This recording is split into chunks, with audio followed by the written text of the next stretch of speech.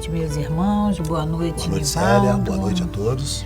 Mais um domingo, às 20 horas, nos reunimos para fazermos o culto do Evangelho no nosso lar.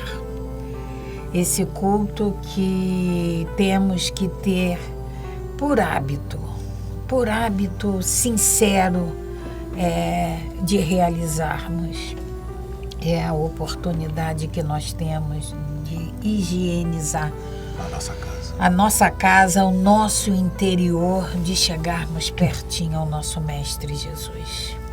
Vamos pedir ao Nivaldo que faça a leitura de uma página de harmonização, mas antes, vamos pedir que coloquem um copo com água, para que essa água seja fluidificada, para que essa água seja trabalhada por esses amigos espirituais, magnetizada, e para que encontremos nelas, para que sejamos dignos de encontrar nelas a medicação de que nós necessitamos. Perfeitamente, Célia. Nós escolhemos para a nossa leitura de hoje, do livro Momentos de Reflexão, pelo espírito de Emmanuel e André Luiz, juntos, psicografado por Chico Xavier. E tem como título Respostas. Provavelmente estarás retendo há muito tempo a esperança torturada. Desejarias que a resposta do mundo aos teus ensejos surgisse, imediata, agasalhando-te o coração.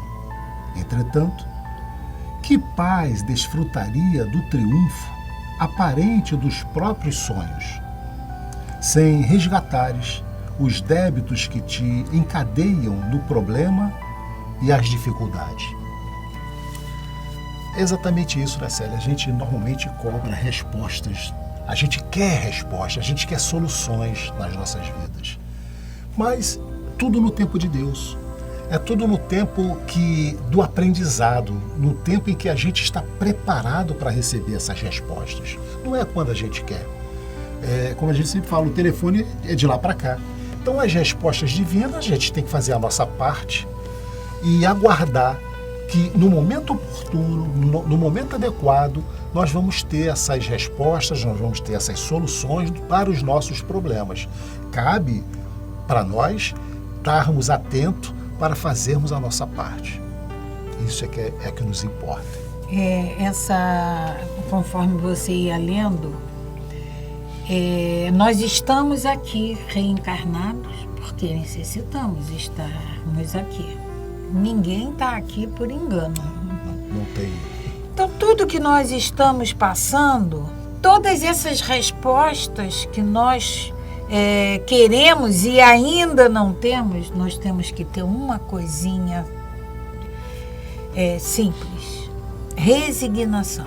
Por algum motivo ainda não nos foi dada essas respostas. Não nos coube ainda a resposta. Mas elas vão existir. Então, Célia, vamos fazer a nossa prece, elevando os nossos pensamentos ao nosso Pai amoroso, a Deus, a Jesus, esse irmão, aos nossos mentores, aos mentores de nossas casas, cada um de nós que estão sintonizados nesse momento no nosso Evangelho no lar, pedindo para que essa espiritualidade possa trazer a paz, trazer a esperança, fortalecer os nossos pensamentos, fortalecer as nossas atitudes, as nossas vontades e trazer as respostas necessárias a cada um de nós para que possamos ter a fé necessária, o entendimento, o amor como meta nessa nossa encarnação. Então, que Jesus nos abençoe, nos proteja nessa noite, trazendo sempre a paz ao nosso lar. Graças a Deus. Graças a Deus. Eu vou ler uma passagem do Evangelho. O Evangelho segundo o Espiritismo, uma obra codificada por Allan Kardec, no seu capítulo 11, Amar ao próximo como a si mesmo. E o item 15, deve-se expor a vida por um malfeitor? E o item 15 também é uma pergunta que nos diz o seguinte: acha-se em perigo de morte um homem? Para o salvar, tem um outro que expor a vida. Sabe-se, porém, que aquele que é um malfeitor e que, se escapar, poderá cometer novos crimes. Deve-se, não obstante,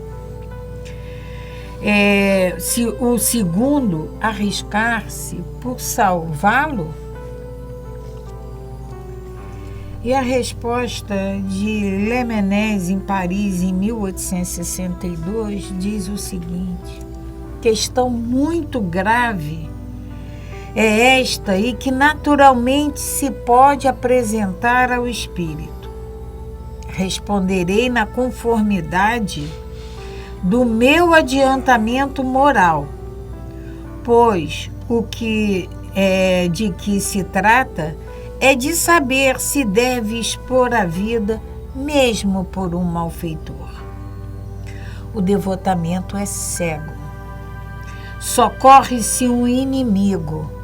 Deve-se socorrer, portanto, o inimigo da sociedade. Um malfeitor, em suma. Julgais que somente a morte, que, em tal caso, se pode arrancar o desgraçado, é talvez toda a sua vida passada. Imaginai com efeito que nos rápidos instantes que lhe arrebatam os derradeiros alentos de vida, o homem perdido volve o seu passado, ou que antes antes este se ergue diante dele. A morte, quiçá, lhe chega cedo demais. A reencarnação poderá vir a ser-lhe terrível. Lançai-vos então, ó homens, lançai-vos todos vós, a quem a ciência espírita esclareceu. Lançai-vos, arrancai-o a sua condenação. E talvez esse homem que teria morrido a blasfemar se atirará em vossos braços.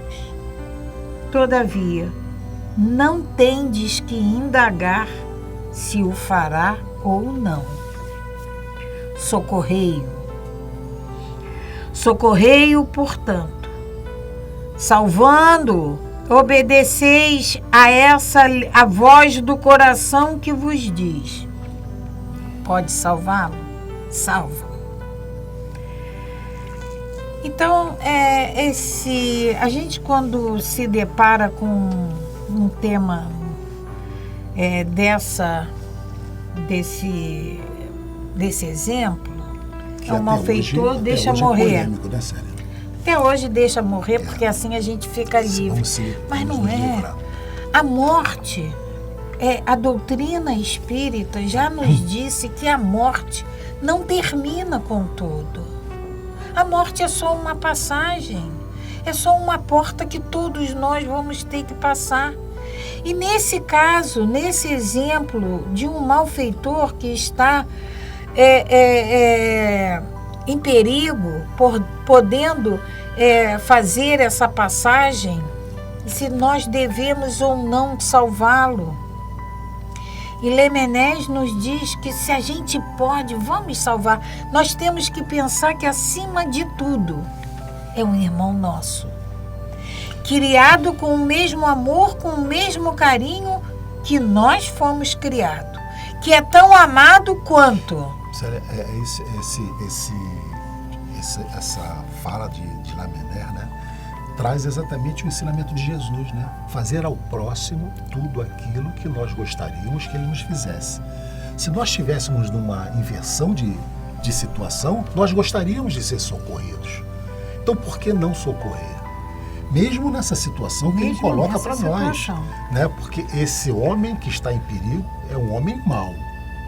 Se ele for salvo, ele pode se voltar contra nós. Pode. Olha continuar situação, cometendo. Né? Continuar cometendo as barbaridades, os crimes, inclusive contra nós. Porque nós falamos, nós temos o hábito de falar assim, se fosse um homem de bem, teria morrido. O mal fica aí. Então, quando a gente vê nessa situação um malfeitor em perigo, deixa assim seria um a menos, né? Que a gente pergunta. É um a menos. E não é assim. Mas a gente está indo contra a prescrição maior de Jesus. E é o que vem nos alertar aqui.